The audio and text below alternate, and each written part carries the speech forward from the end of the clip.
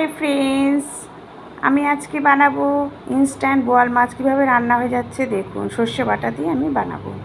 প্রথমে বোয়াল মাছগুলোকে আমি ভালো করে তেলে আগে ভেজে তুলে রাখলাম। তারপরে আমি দিচ্ছি হচ্ছে কালো জিরে ও কাঁচা লঙ্কা ফোড়ন।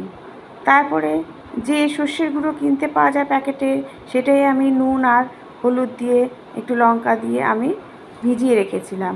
ভিজিয়ে রেখে ওইটা তেলের মধ্যে দিয়ে দিলাম। দিয়ে যখন ভালো করে মাছটা ফুটে যাবে, আমি তারপরে জলটা যখন ফুটে যাবে সর্ষে বাটাটা, আমি মাছগুলো দিয়ে দেব।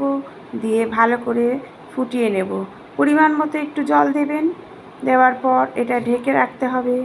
তারপর এই নামানোর আগে একটুখানি মিষ্টি দিতে হবে, দিয়ে ভালো করে ফুটিয়ে নিতে হবে। আমার রান্না কেমন হচ্ছে আপনারা একটু বলবেন এবং সাবস্ক্রাইব করবেন, নোটিফিকেশন তাহলে চলে যাবে। নামানোর আগে একটু ধনেপাতা দিয়ে গরম ভাতের সাথে পরিবেশন। প্লিজ সাবস্ক্রাইব এবং আপনারা একটু পাশে থাকুন।